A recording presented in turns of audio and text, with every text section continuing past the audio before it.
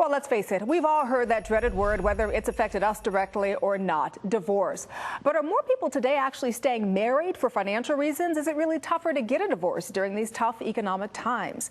Here to talk with us about this morning is attorney and author Areva Martin. Areva, welcome back to the show. Glad to be back, Danielle. You know what, I just want to cut to the chase here. Are people really staying together because of the economy? Absolutely. You know, it's a very difficult time economics-wise for so many people. The cost of housing, you know, the difficult job market makes it really difficult for people to think about, you know, setting up two different households and taking care of children, you know, when you don't have a job. It can be daunting. You know, here's the thing I think, because you talked about children. You have, you know, children. I have children. And I think about the fact that if I'm in a house, right, and I'm living with somebody that I don't love anymore, it would be extremely difficult for me to put up that front and say, okay, I'm going to stay in this for the economy. You know, children are very perceptive. They know what's going on. The two adults involved in the situation know what's going on. So it seems very difficult for me personally to think of putting myself and my children in that kind of a situation. And I know it sounds a little difficult, and it sounds weird almost, but what I'm finding is, in my practice and working with couples, is that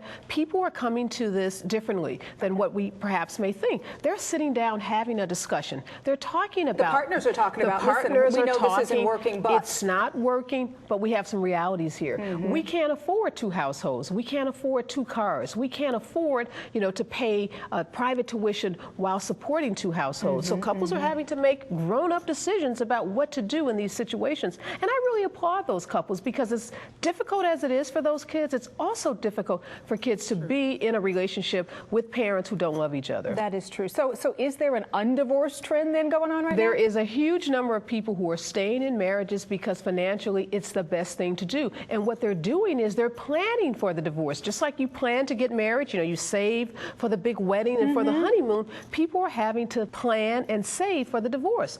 They're having to, you know, save for that down payment on a second house, save for a second car. Yeah, you know, what about people, though, who know they're in a relationship, Areva, and you and I talked about this a little bit off camera. They know it's not working, and they've been contemplating divorce for years, but they've never acted on it for whatever reason. It's scary, Danielle, and here's why it's scary. Because a marriage is a legal contract. So even though you may be, you know, disconnected from the person emotionally, you're still tied to that person legally. So if they go out and incur debt, you're also responsible for that debt. So that's why you need to be smart about your decisions. You wouldn't stay in a business partnership with someone and allow them to incur debt that you might be responsible for, and the same goes with marriage. And women in particular, because what we know is that when women get a divorce, their lifestyle changes dramatically. The statistics say, you know, they're going to have a 30 to 40% difference in their lifestyle, and that's huge for women. You know, but the thing I think about is, if I'm in a job I don't like, I'm going to leave. If I'm in a marriage I don't like, I'm gonna leave. I mean, I'm just, and again, it's not always that easy. I know, though. and I've not been faced with that particular situation. It just seems interesting to me that people would actually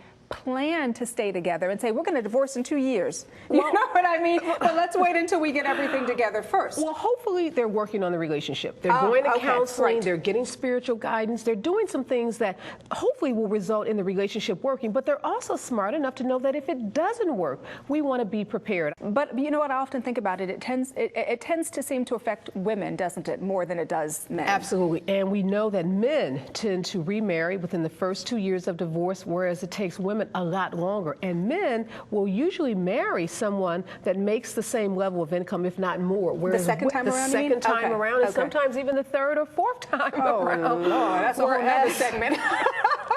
Whereas women don't often have those options, and they find themselves, one, taking longer to get remarried, and second, again, having their standard of living impacted significantly, their health insurance, their pension, the income, their lifestyle. So women have to be really smart about these decisions.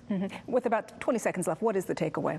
The takeaway is, know what your rights are, know what your obligations are, and don't be afraid to sit down and talk with your spouse. When things aren't working out, try to make them work, but if they can't, you know, do some planning. All right. Well, really good advice, Areva. Thank you so much for being here with us today. Always a pleasure, Danielle. Always a pleasure having you as well. And if you'd like more information on divorce or Areva Martin, you can simply visit her website, and it's Areva, AREVA, Martin.com.